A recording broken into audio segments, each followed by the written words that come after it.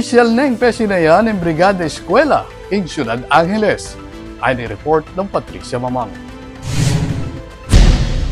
Formal neng pesinayan ng Schools Division Office ng Angeles City kapamilatan ng School Governance and Operations Division ing Brigada Eskwela 2025 nganing June 10 ketiking Angeles City National Trade School.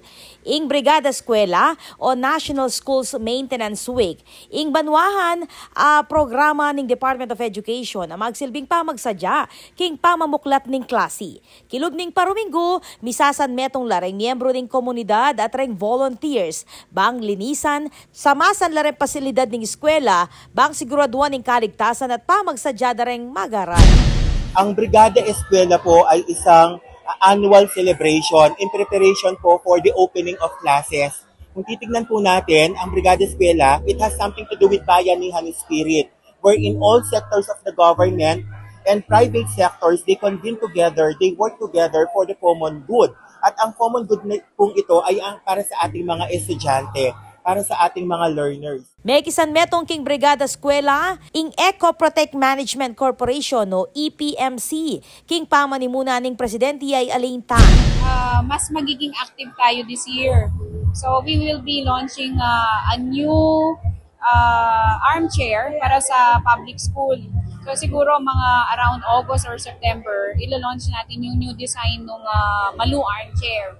So this is more economical, more convenient, and more eco-friendly. Hindi lang siya pang armchair, pang flood control pa. Tapos pwede pa siyang gamitin sa mga bahay. So soon, tayo yung pinakaunang makakaalam kung ano yung bagong ilo-launch ng Lunis Malinis or yung Malu project. Pepasyag na mo naman ng opisyal ng DepEd, ing maragula kontribusyon ng Eco Protect kareng pampublikong eskwela king Pampanga at mabilog as Central Luzon.